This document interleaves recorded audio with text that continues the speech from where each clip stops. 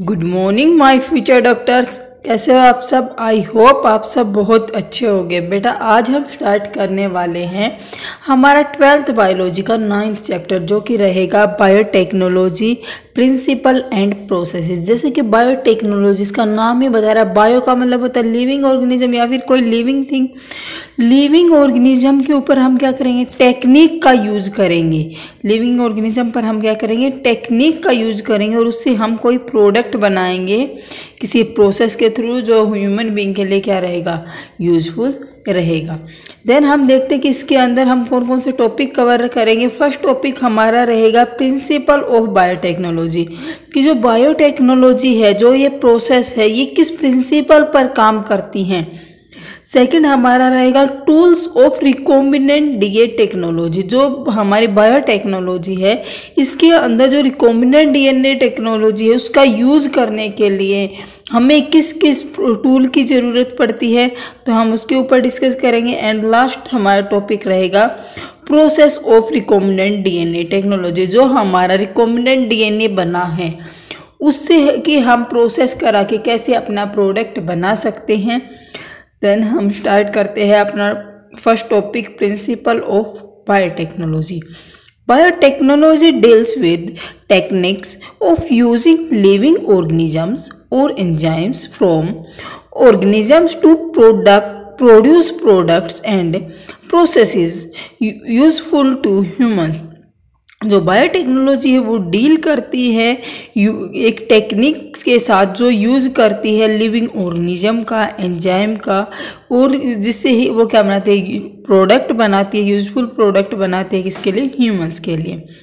In this sense making curd, bread और wine which are all micro mediated processes could also be through as a form of biotechnology. जो हमारे घर में मम्मा curd बनाते हैं, bread जो हम खाते हैं, या फिर जो वाइन है, वो सब क्या है? माइक्रो मीडिएटेड प्रोसेस है, कि माइक्रोब्स का यूज़ करके हम क्या कर रहे हैं? दूध से दही बना दे रहे हैं। तो वो क्या है? एक बायोटेक्नोलॉजी। ये किस में आता है? बायोटेक्नोलॉजी में आता है whenever it is used in a restricted sense today to refer to such of those process which use genetically modified organism to achieve the same on the large scale। जो हम प्रोसेस स्मॉल लेवल पर करते हैं, जैसे हम घर के अंदर दूध से दही बना लेते हैं, वैसे ही जो लार्ज स्केल पर जो प्रोसेस की जाती है, उसे हम क्या बोल देते हैं? बायोटेक्नोलॉजी बोल देते हैं। या फिर जो मॉडिफिकेशन करके जो टेक्निक का यूज किया जाता है, ऑर्गेनिज्म को मॉडिफाई करने के जो टेक्निक का यूज़ किया जाता है, उसे हम क्या बोल देते हैं? बायोटेक्नोलॉजी बोल देते हैं। Further many other processes techniques are also include under biotechnology. जो बायोटेक्नोलॉजी है, उसके अंदर बहुत सारी प्रोसेस है जिन्हें इन्वॉल्व किया गया है, या फिर हम बोले जिन्हें इंक्लूड किया गया। For example, in vitro fertilization lead to a test tube baby. जो टेस्ट ट्यूब बेबी जो होता है, वो भी किसमें आता है? बायोटेक्नोलॉजी के अंदर आता है। And synthesis A gene using it develop a DNA vaccine or correcting the defective gene are also a part of biotechnology। जो हम किसी जीन को सिंथेसाइज कर रहे हैं, या फिर जीन का हम यूज़ कर रहे हैं किसके लिए? कि हम कोई वैक्सीन बना दे रहे हैं, DNA की कोई वैक्सीन बना दे रहे हैं, या फिर कोई डिफेक्टिव जीन है उसे हम टर्मिनेट करके कोई नया जीन ऐड कर दे रहे हैं, तो या फिर कोई नया जीन हम ऐड कर रहे हैं, तो वो सब क्या है? पार्ट है किसका? बायोटेक्नोलॉजी का। The European federation of biotechnology, जिसे हम शॉर्ट फॉर्म में EFB भी बोलते हैं, has given A identification of biotechnology. उन्होंने क्या दिया है?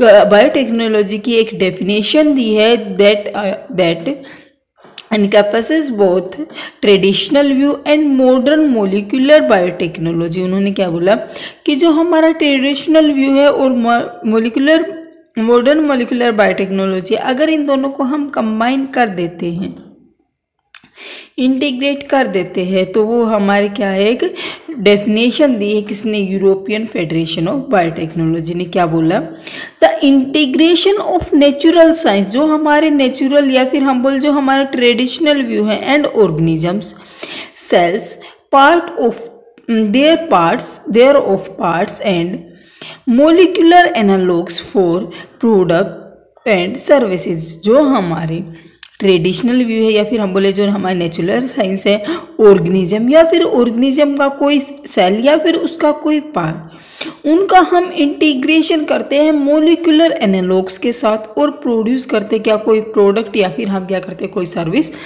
प्रोवाइड करते किसको, ह्यूमंस को। तो ये डेफिनेशन हमारी किसने दी है, यूरोपियन फेडरेशन ऑफ बायोटेक्नोलॉजी ने। नेक्स्ट हमारा स्टार्ट होता है first topic, principle of biotechnology. अभी तक हमने क्या देखा, जनरल इंट्रोडक्शन देखा था बायोटेक्नोलॉजी का। अब हमारा स्टार्ट होगा principal of biotechnology. Among many, the two core techniques that enabled birth and of modern biotechnology are, दो कोर टेक्निक है जिनका यूज करके हमने क्या किया है, मॉडर्न जो बायोटेक्नोलॉजी है उसे अप्लाई किया या फिर उसे बर्थ दिया है। फर्स्ट हमारी कोर टेक्निक क्या है, जेनेटिक इंजीनियरिंग। जेनेटिक इंजीनियरिंग जैसे इसका नाम बता रहा है, जेनेटिक मतलब कि जीन के ऊपर, टेक्निक इंजीनियरिंग क्या होता है, कोई टेक्निक का यूज़ करते हैं। तो जीन के ऊपर किसी टेक्निक का यूज़ करके हम कोई काम कर रहे हैं तो ये हमारा क्या रहेगा, जेनेटिक इंजीनियरिंग रहेगा। इसकी हमें डेफिनेशन क्या दी है एनसीईआरटी ने। एनसीईआरटी बोलता है technique to alter the chemistry of genetic material, की जो हमारे पास जेनेटिक मटेरियल है। अब जेनेटिक मटेरियल क्या होता है, आरएनए या फिर डीएनए। आरएनए या डीएनए की हम जो केमिस्ट्री है उसे ही अल्टर कर दे रहे हैं, मतलब कि जो उसका बिहेवियर है या फिर वो जिस एक्सप्रेशन को जो कैरेक्टरिस्टिक को दिखा रहा था उसी को चेंज कर देते हैं।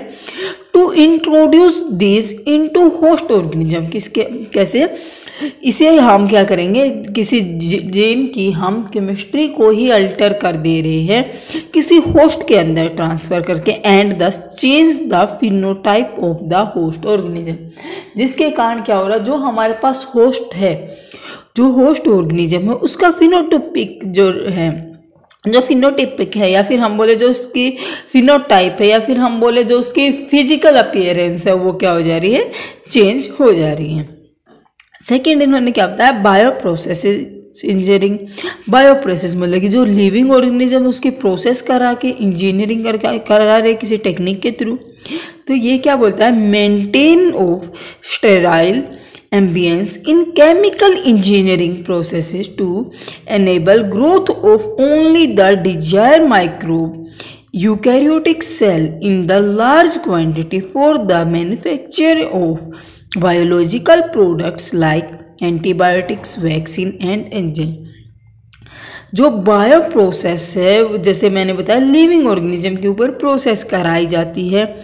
कहाँ पर कराई जाएगी, लैब के अंदर होगी, लैब के अंदर होगी या फिर हम बोले स्टेराइल मीडियम में कराई जाएगी। केमिकल इंजीनियरिंग का यूज़ किया जाएगा एंड उससे हम क्या करेंगे, एक डिजायर माइक्रोब को ग्रो कराएंगे एंड देन फिर इसे हम क्या करेंगे, लार्ज क्वांटिटी में, लार्ज स्केल पर या फिर हम बोले एक इंडस्ट्री के अंदर हम क्या करते हैं, वैक्सीन को ग्रो करते हैं या एंटीबायोटिक बनाते हैं या फिर किसी एंजाइम को बनाते हैं।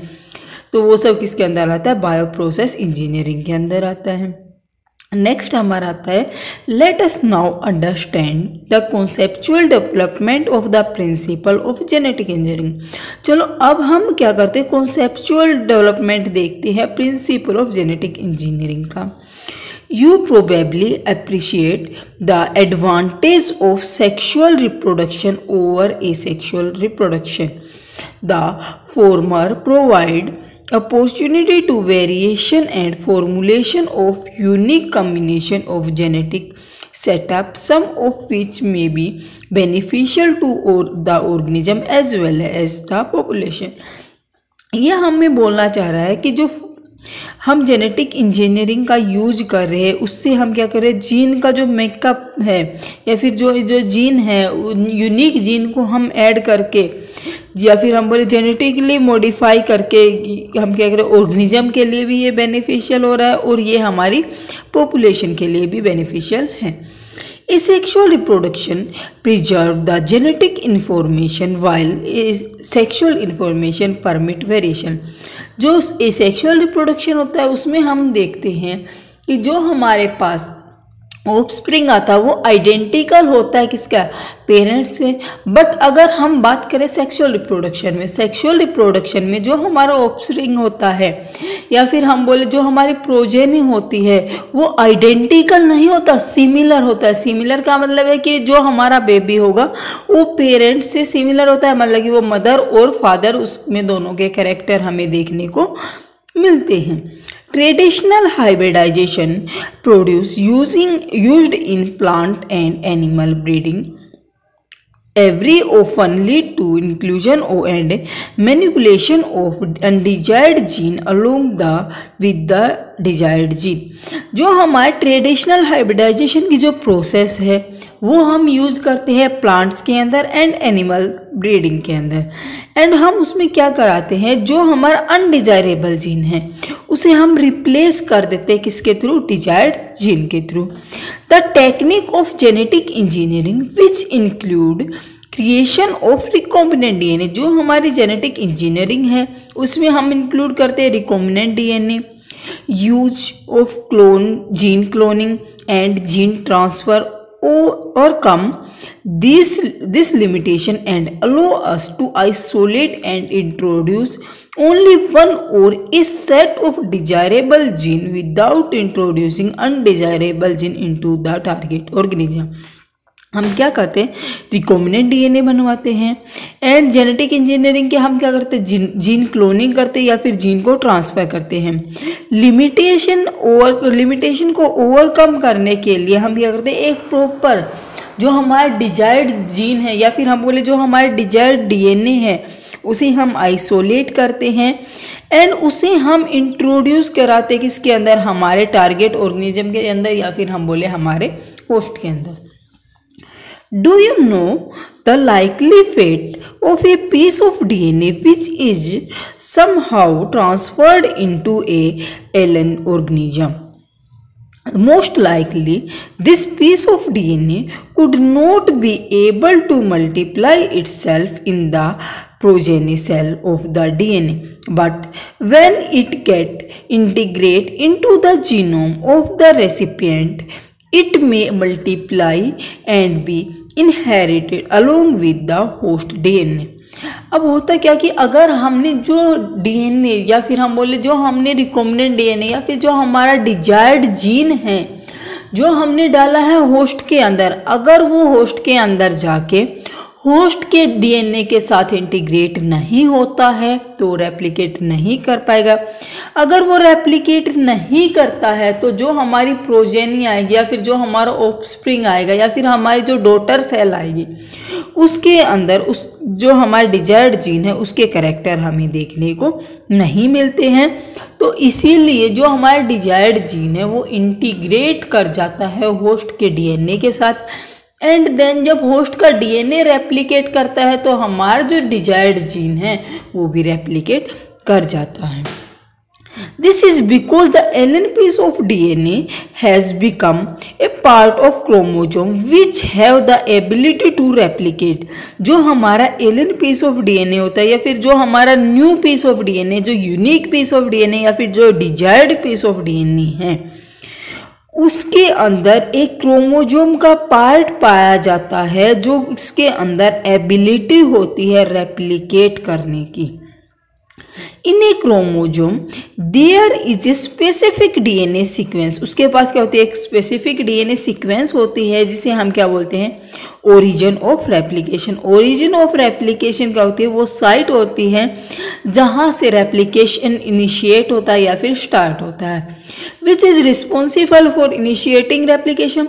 Therefore for the multiplication of any alien piece of DNA in an host, it need to be a part of chromosome which has a specific sequence is known as origin of replication। जो हमारा alien piece of DNA होता है organism के अंदर, उसके अंदर एक ऐसा क्रोमोजोमल पार्ट पाया जाता है जिसके अंदर एक स्पेसिफिक सीक्वेंस पाई जाती है जहाँ से हमारा जो रेप्लिकेशन है वो स्टार्ट होता है उसे हम क्या बोलते हैं, ओरिजिन ऑफ रेप्लिकेशन बोल देते हैं।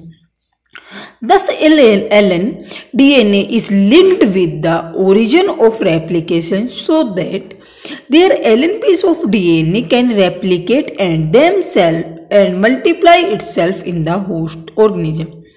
जो हमारा LN piece of DNA है उसके अंदर ओरिजिन ऑफ रेप्लिकेशन की साइट होती है, जिसके कारण वो रेप्लिकेट कर पाता है अपने आप को किसके के अंदर, होस्ट के ऑर्गेनिज्म के अंदर। This can also be called a cloning, जिसे हम क्लोनिंग भी बोलते हैं, और making multiple identical copy of an template DNA, और इसे हम क्या बोल देते हैं, जो हमारे डिजायर्ड डीएनए है उसकी कॉपी होना भी हम बोल सकते हैं। Let us now focus on the first instant of construction of an artificial recombinant DNA molecule।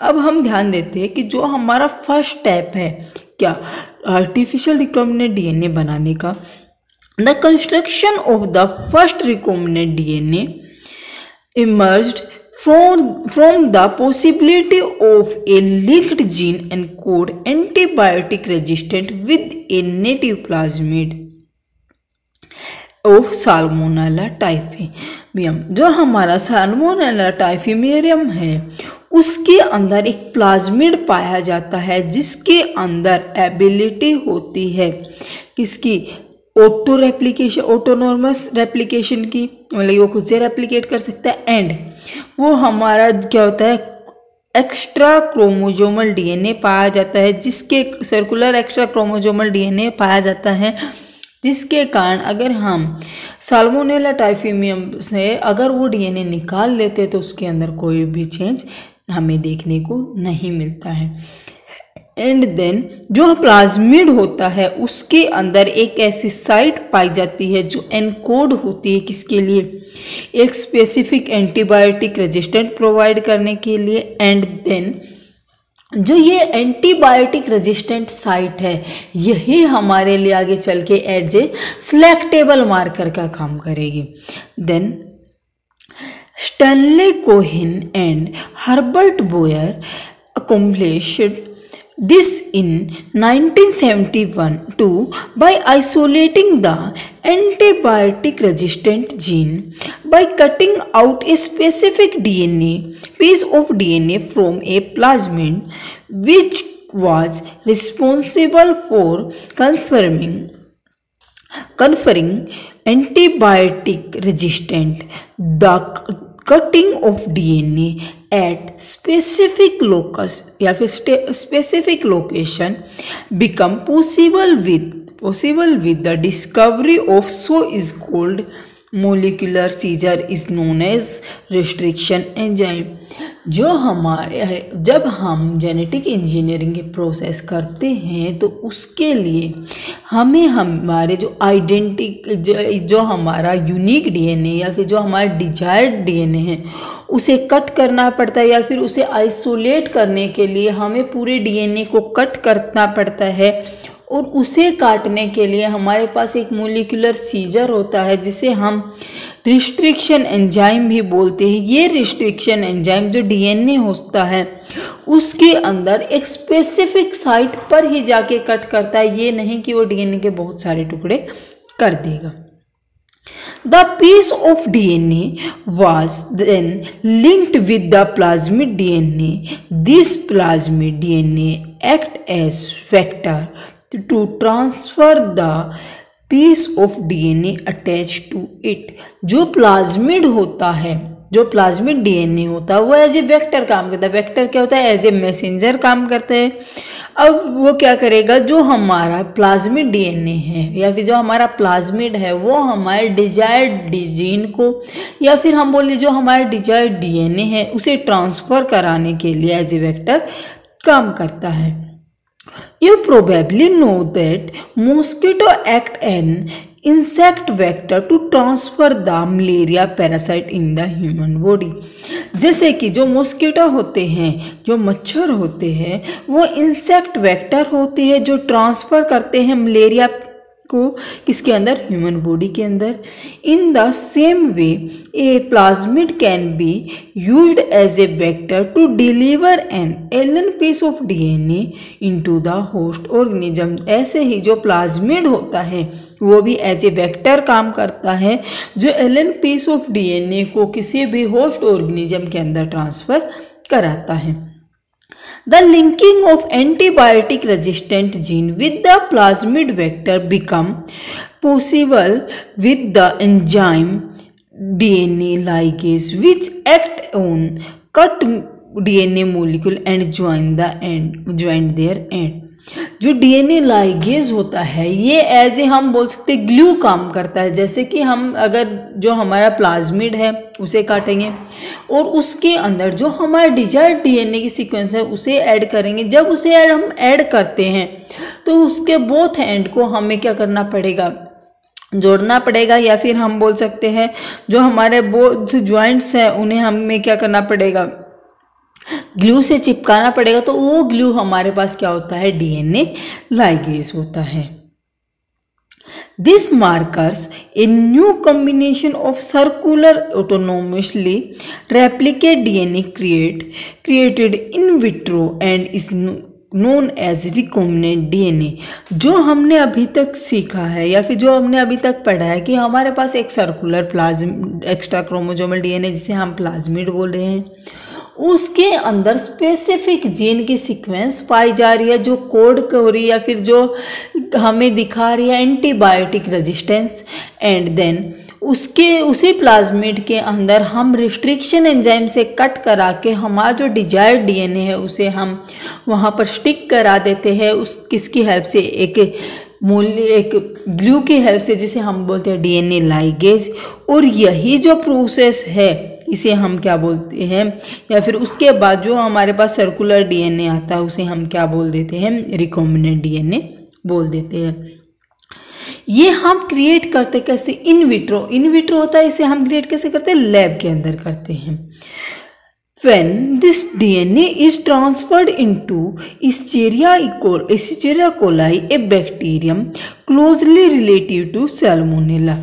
जो हमारे पास साल्मोनेला से जो हमने प्लाज्मिड को आइसोलेट किया था उस प्लाज्मिड को हम ट्रांसफ़र करते हैं किसके अंदर, इकोलाई के अंदर, क्योंकि जो इकोलाई है वो साल्मोनेला से क्या है, रिलेटेड है। It could replicate using new host DNA polymerase enzyme and make multiple copies. The ability of multiple copies of antibiotic resistant gene in E. coli is called a cloning of antibiotic resistant gene in E. coli। हम बोल सकते हैं जो हमारे पास E coli है जिसके अंदर हमने अपने डीएनए को डाला था, या फिर जो इकोलाई है जिसका हमने एज ए होस्ट यूज किया था, जब उसके प्रोजेनी आते हैं तो उसे हम क्या बोल देते हैं, क्लोनिंग बोल देते हैं। या फिर हम बोले जो हमारा डिजायर्ड डीएनए था वो जब होस्ट के अंदर जाके रेप्लिकेट करता है तो उसे हम क्या बोल देते हैं, क्लोनिंग बोल देते हैं। You can hence infer that there are three basic steps in genetic modification an organism। अभी तक जो हमने पढ़ा उसमें हमने देखा कि हमारे पास 3 बेसिक स्टेप है जेनेटिकली मॉडिफाई ऑर्गेनिज्म को बनाने के लिए। फर्स्ट हमारा स्टेप आता है identification of DNA with desirable gene. हम क्या करेंगे, जो हमारा डिजायरेबल जीन है उसे आइडेंटिफाई करेंगे एक डीएनए से। एंड सेकेंड स्टेप हमारा आएगा introduce of the identified DNA into host के अंदर हम डालेंगे। And then maintenance of introduced DNA in the host and transfer of DNA to its progeny. जो हमारा डीएनए हमने ट्रांसफर किया था होस्ट के अंदर, वो होस्ट के अंदर जाके क्या करेगा, रेप्लिकेट करेगा, क्योंकि जो हमने प्लाज्मिड डाला उसके अंदर एबिलिटी है ऑटोनोमस रेप्लिकेशन करने की, मतलब खुद से रेप्लिकेट करने की, और जिससे हमारे क्या आएगी, प्रोजेनी आ जाएगी, या फिर हम बोले हमारा जो रिकॉम्बिनेंट डीएनए उसकी क्या हो जाएगी, क्लोनिंग हो जाएगी। अब इससे आगे जो हमारी नेक्स्ट क्लास रहेगी उसके अंदर हम डील करेंगे टूल्स ऑफ रिकॉम्बिनेंट डीएनए की टेक्नोलॉजी। जो रिकॉम्बिनेंट डीएनए टेक्नोलॉजी है उसके अंदर किन किन टूल का यूज़ किया गया है वो हम अपने जो नेक्स्ट क्लास रहेगी उसके अंदर देखेंगे। आई होप आज का लेक्चर आपके लिए बेनिफिशियल रहा होगा। बेटा ये आप वाला जो पोर्शन है ये आप ज़रूर से ज़रूर देख लीजिए, क्योंकि यही हमारा क्या है, पूरी बायोटेक का बेस है। इसी के इर्द गिर्द घूमेगा आगे का जो हमारा पूरा चैप्टर है, इसी के इर्द गिर्द घूमेगा। अगर आपको ये समझ नहीं आया तो आगे का तो आपको बिल्कुल भी समझ नहीं आएगा। तो इसके लिए आप अपनी जो ये फर्स्ट वाली वीडियो है बायोटेक्नोलॉजी की, ये ज़रूर देख के आइए। एंड जो इसके PYQ हैं बेटा वो हम शॉर्ट्स में प्रैक्टिस करेंगे, तो आप वहाँ पर हमारे साथ जुड़ के और जो नीट के PYQ है वो प्रैक्टिस कर सकते हैं। Thank you.